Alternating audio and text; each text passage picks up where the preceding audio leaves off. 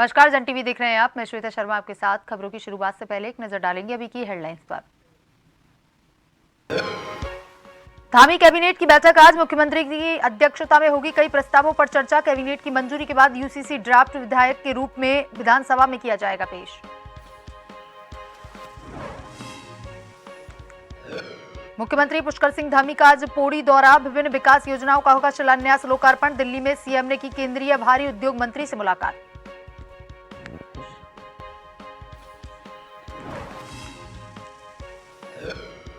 Uttarakhand high court की मुख्य न्यायाधीश बनी ऋतु वहारी। राष्ट्रपति द्रौपदी मुर्मू की मंजूरी के बाद नियुक्ति की अधिसूचना जारी। पंजाब और हरियाणा हाईकोर्ट की रह चुकी हैं वरिष्ठ न्यायाधीश। नशे के खिलाफ नैनीताल पुलिस ने बड़ी कार्रवाई। 105 ग्राम स्मैक के साथ खटीमा का एक तस्कर गिरफ्तार। 10 लाख रुपए से अधिक आंकी गई कीमत।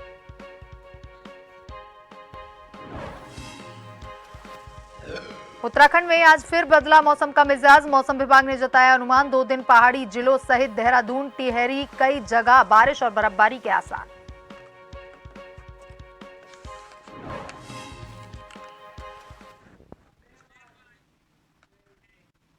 और अब खबरें विस्तार से। मुख्यमंत्री पुष्कर सिंह धामी आज पौड़ी दौरे पर रहेंगे। पौड़ी की जनता को मुख्यमंत्री करोड़ों की सौगात देने वाले हैं। विभिन्न विकासों की योजनाओं का शिलान्यास और लोकार्पण मुख्यमंत्री के द्वारा किया जाएगा। मुख्यमंत्री कंडोलिया मंदिर में दर्शन भी कर समस्त प्रदेशवासियों की सुख समृद्धि की कामना किए। सीएम धामी शहीद जसवंत सिंह रावत की मूर्ति का भी अनावरण करेंगे। पौड़ी में मुख्यमंत्री का रांसी से Kandolia park mega road show भी तय है। कंडोलिया पार्क में अर्बन हाट का भी मुख्यमंत्री निरीक्षण करेंगे। देखिए, मुख्यमंत्री पुष्कर सिंह धामी जो है वो पौड़ी दौरे पर हैं और पौड़ी की जनता को मुख्यमंत्री इस दौरान करोड़ों की सौगात देने वाले हैं। विभिन्न विकास की योजनाओं का शिलान्यास और लोकार्पण भी करेंगे और कंडोलिया मंदिर में दर्शन भी करेंगे और समस्त प्रदेशवासियों की सुख समृद्धि की कामना।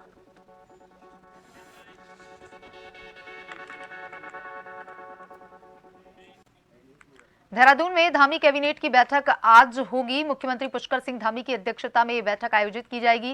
बैठक में 1 दर्जन से ज्यादा प्रस्ताव रखे जा सकते हैं। समान नागरिक संहिता मुख्य विषय के रूप में सरकार लाएगी। इसके अलावा कैबिनेट में आबकारी नीति पर भी चर्चा होगी। वन पंचायती नियमावली समेत कुछ विभागों की सेवा नियमावली पर भी चर्चा हो सकती है। कैबिनेट की मंजूरी के बाद यूसीसी के ड्राफ्ट को विधेयक के रूप में विधानसभा में पेश किया जाएगा। सचिवालय में आज शाम 4 बजे कैबिनेट की बैठक शुरू होगी।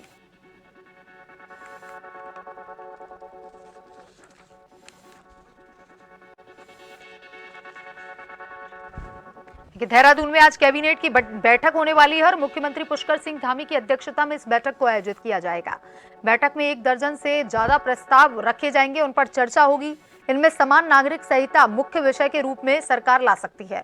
इसके अलावा कैबिनेट में आबकारी नीति पर भी चर्चा की जाएगी। वन पंचायत नियमावली समेत कुछ विभागों की सेवा नियमावली पर भी यहां पर चर्चा संभव है। कैबिनेट की मंजूरी के बाद यूसीसी के ड्राफ्ट को विधेयक के रूप में विधानसभा में पेश किया जाना है। सचिवालय में आज शाम 4 बजे कैबिनेट की बैठक आयोजित की जाएगी।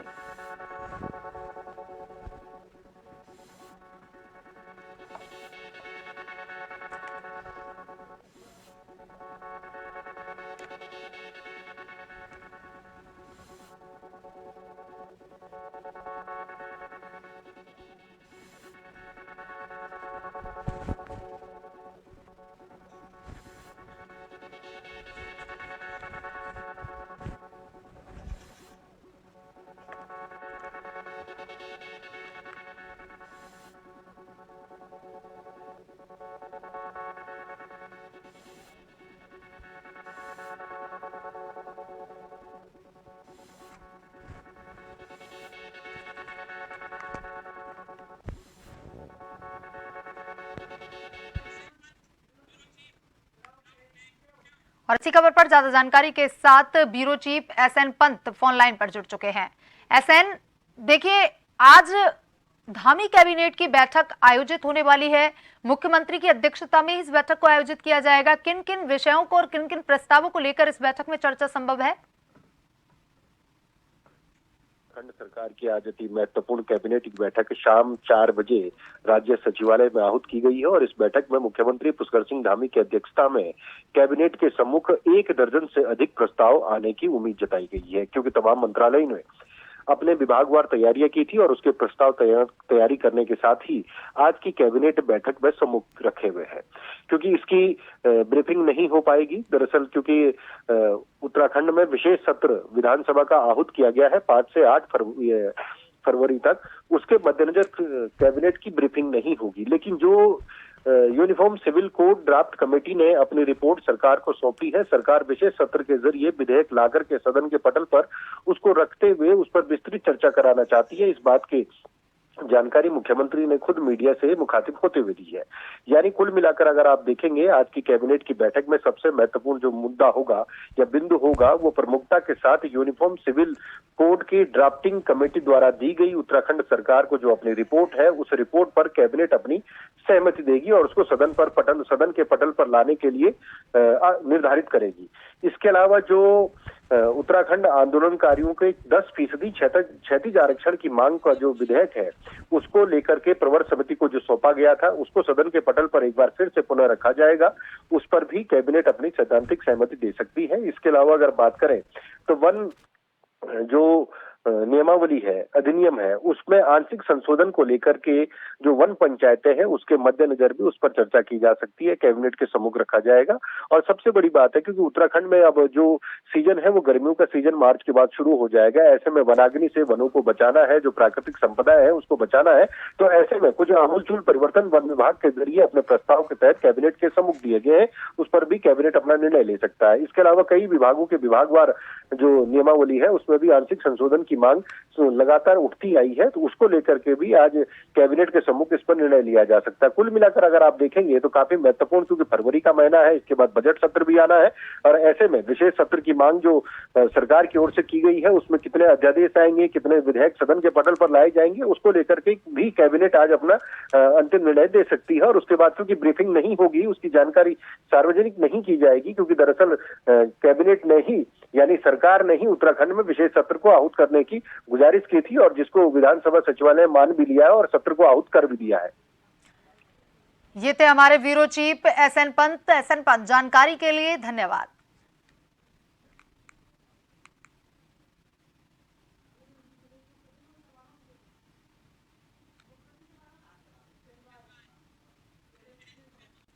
सोशल मीडिया में भी यूसीसी के ड्राफ्ट पर धामी की मुरीद है। देवभूमि से देश भर में पूरे दिन ट्रेंड होता रहा यूसीसी इन उत्तराखंड। एक्स पर यूसीसी के समर्थन में ट्वीट शेयरिंग और ग्राफिक्स खूब वायरल हुए।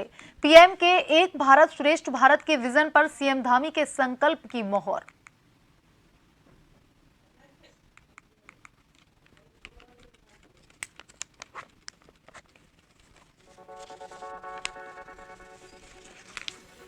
देखिए, सोशल मीडिया जो है वो भी यूसीसी के ड्राफ्ट पर धामी सरकार की मुरीद होती हुई दिखी। देवभूमि से देश भर में पूरे दिन ट्रेंड होता रहा यूसीसी इन उत्तराखंड। एक्स पर भी यूसीसी के समर्थन में ट्वीट किए गए, शेयरिंग और ग्राफिक्स खूब जमकर वायरल हुए। पीएम के एक भारत श्रेष्ठ भारत के विजन पर सीएम धामी के संकल्प की मोहर लगी। उत्तराखंड हाईकोर्ट की मुख्य न्यायाधीश ऋतु वाहारी बनी हैं। पंजाब और हरियाणा हाईकोर्ट की वरिष्ठ न्यायाधीश न्यायमूर्ति ऋतु वाहारी को बनाया गया। मुख्य न्यायाधीश राष्ट्रपति द्रौपदी मुर्मू की मंजूरी के बाद नियुक्ति की अधिसूचना जारी की गई। ऋतु वाहारी उत्तराखंड की पहली महिला मुख्य न्यायाधीश बनी है।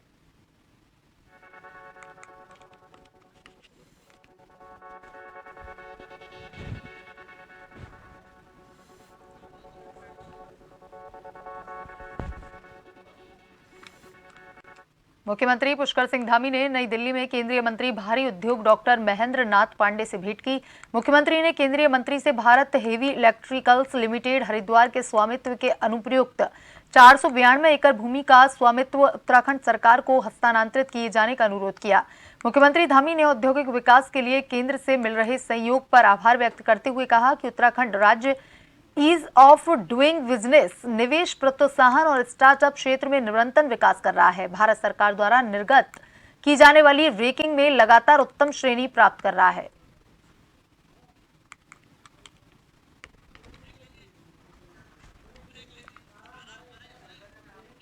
नैनी सैनी एयरपोर्ट में 2 फरवरी से देहरादून से पिथौरागढ़ के लिए नियमित हवाई सेवा प्रारंभ हो गई है। बता दें कि गत दिनों मुख्यमंत्री पुष्कर सिंह धामी ने नैनी सैनी एयरपोर्ट से विमान सेवा का शुभारंभ किया था। उसी क्रम में शुक्रवार से नैनी सैनी एयरपोर्ट से नियमित विमान सेवा प्रारंभ हुई। शुक्रवार को फ्लाई विंग का 19 सीटर विमान देहरादून से 10 यात्रियों को लेकर पिथौरागढ़ पहुंचा, जिसके बाद देहरादून के लिए 14 यात्रियों को लेकर रवाना हुआ। सप्ताह में 3 दिन सोमवार, मंगलवार व शुक्रवार को विमान सेवा चलेगी।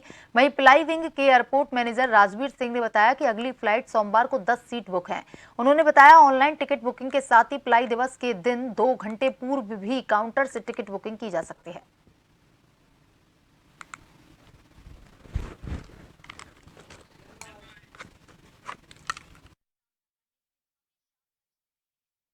सोमेश्वर अल्मोड़ा जिले के सोमेश्वर विधानसभा के विकास खंड ताकुला के ग्राम सभा भटगांव में कैबिनेट मंत्री रेखा आर्य के सहयोग से ग्रामीणों का आधार कार्ड सत्यापन शिविर आयोजित किया गया, जिसमें 45 ग्रामीणों का आधार सत्यापन किया गया। स्थानीय ग्रामीणों ने सोमेश्वर विधायक कैबिनेट मंत्री रेखा आर्य का आभार जताया। उन्होंने आधार सत्यापन शिविर आयोजित होने से ग्रामीणों को काफी लाभ मिलेगा।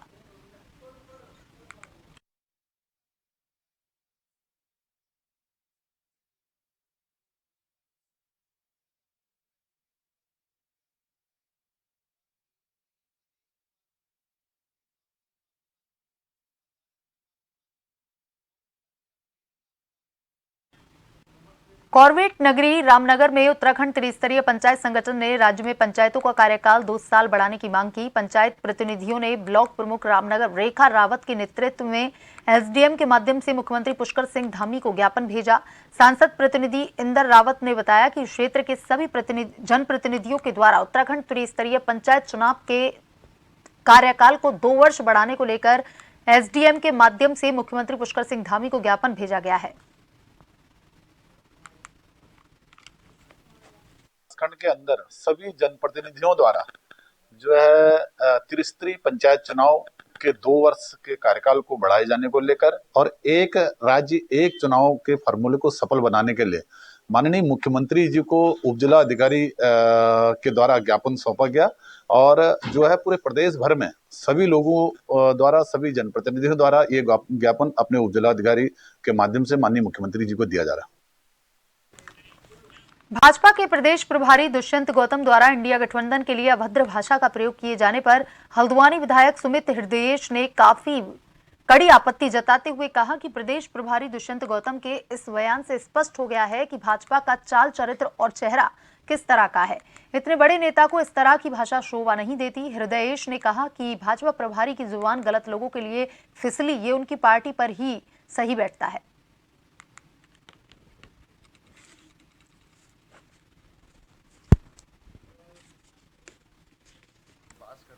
उन्होंने डॉग्स कहा, कुत्ते कहा, और ये भारतीय जनता पार्टी का चाल चरित्र और चेहरा है कि उनके इतने बड़े जो सीनियर लीडर हैं, प्रभारी हैं, वो विपक्ष के गठबंधन को कुत्तों के झुंड से उन्होंने कंपैरिजन करा।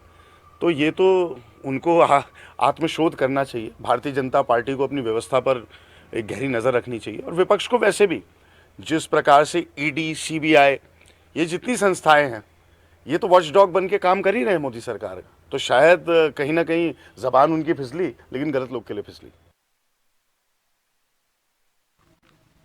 जनपद उत्तरकाशी का जिला महिला अस्पताल, जहां इलाज के लिए दूर दराज से महिलाएं पहुंचती हैं, लेकिन पिछले कुछ माह में जिस तरह से गर्भवती महिलाओं को रेफर किया गया, वह आंकड़े सभी को हैरान कर देने वाले हैं।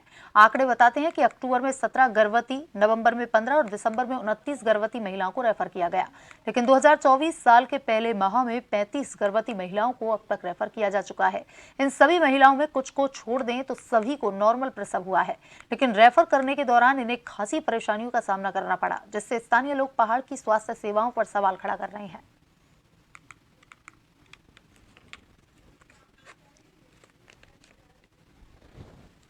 के कारण आए दिन कितने ही लोगों की मौत हो जाती है और जो लोग यहाँ पे जाते हुए तो उनको यहाँ के डॉक्टर लोग नीचे रेफ़र कर लेते हैं। इसका कारण आज तक हमें भी खुद पता नहीं चला, जबकि कुशल डॉक्टरों को यहाँ पे सरकार भेज रही है। उसके बाद भी यहाँ पे शायद मशीनों की कमी हो या कोई अन्य कारण हो, उत्तरकाशी के हॉस्पिटल ने आज तक सैकड़ों लोगों की जान ले ली है, जो एक बहुत बड़ा दुर्भाग्य है। और यही एक बहुत बड़ा कारण है कि जो लोग यहाँ से पलायन कर रहे हैं उनको ऋषिकेश हरिद्वार में देहरादून में अपने लिए मकान बनाने पड़े। नहीं, महिला हॉस्टल के बारे में मुझे ये कहना है कि बीच में अभी हमारे जनवरी माह में जो है दोनों गायनेकोलॉजी नहीं थी, बल्कि एलएमओ से हमारी सीनियर एलएमओ और दो हमारी और एलएमओ थी, महिला शिक्षा अधिकारी थी, लेकिन हमारे पास जो दो गायनेकोलॉजिस्ट है वो नहीं थी।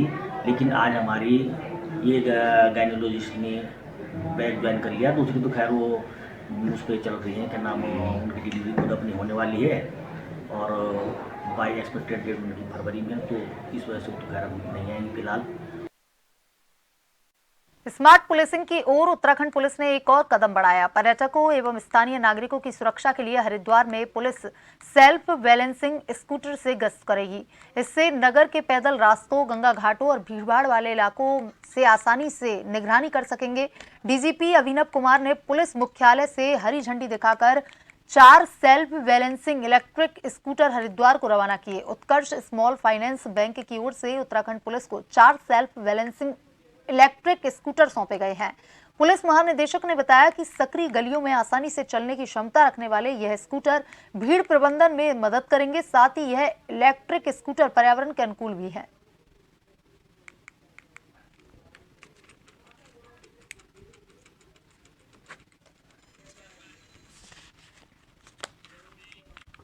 नशे के खिलाफ नैनीताल पुलिस ने बड़ी कार्रवाई की है। एसएसपी प्रहलाद मीना ने जानकारी देते हुए बताया कि एसओजी और चोरगलिया पुलिस ने संयुक्त रूप से कार्रवाई करते हुए 105 ग्राम स्मैक के साथ खटीमा के एक तस्कर को गिरफ्तार किया।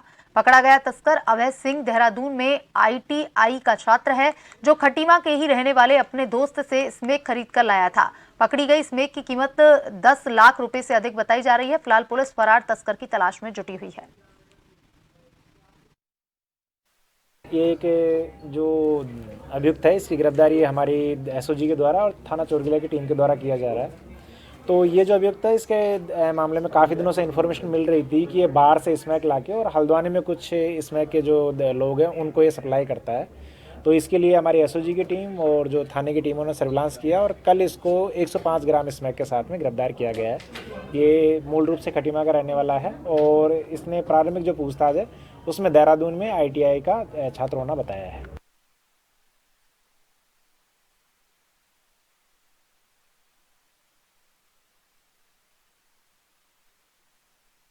सीधे लिए चलते हैं आपको पौड़ी गढ़वाल, जहां पर मुख्यमंत्री पुष्कर सिंह धामी रोड शो करने वाले हैं और इससे पहले उन्होंने मूर्ति का अनावरण किया है।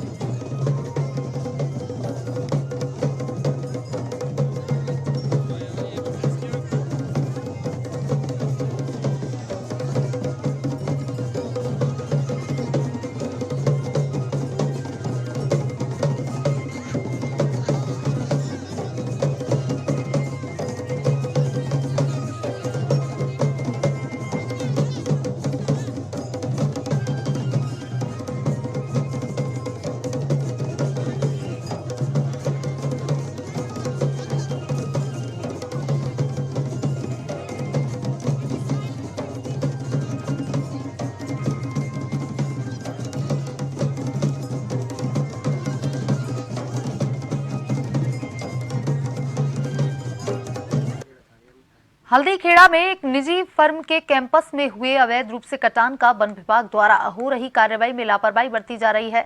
दरअसल सीमांत खटीमा विधानसभा क्षेत्र के यूपी सीमा से लगे हल्दीखेड़ा मझोला स्थित एक निजी फर्म में परमिशन की आड़ में अवैध रूप से सागौन के पेड़ों का भारी संख्या में कटान हो रहा था, फिर भी वन विभाग को इसकी सूचना नहीं लगी। वहीं संचिता वर्मा एसडीओ वन विभाग का कहना है कि परमिशन से अधिक हरे पेड़ों का कटान किया गया था। मामले में केस दर्ज कर लिया गया है, विवेचना की जा रही है। फर्म के मालिक पर केस दर्ज किया गया है और 2 सह अभियुक्त बनाए गए हैं।